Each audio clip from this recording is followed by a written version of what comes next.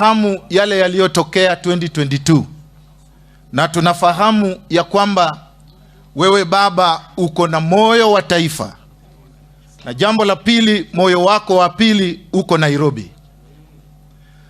Na Mheshimiwa Raila, tunafahamu ya kwamba kwa sasa vile tunavyoongea Nairobi City ni chaotic.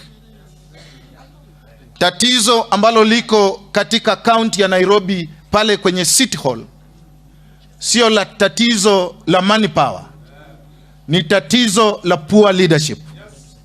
Na kama vile wewe baba umeteseka kwa sababu ya mwananchi wa Kenya, unajua sisi sasa hivi tunaumia tu mwaka mmoja peke yake na tunalia, na wewe umeumia all these years on our behalf, and you have never lamented or cried or hata kwenda kulalamika kwa vyombo vya habari. You have defended us. Lakini sisi mwaka mmoja we are feeling the heat. Nairobi City Hall iko chaotic, na sasa hakuna, hata wakati mwingine ukienda huko unakuta governor hayuko, ametoroka. We need a good leader. A good leader who can face any question na asuluhishe. Na hakuna mwingine. He is the eldest son now in Nairobi. Tim Wanyonyi is the eldest son now in Nairobi County.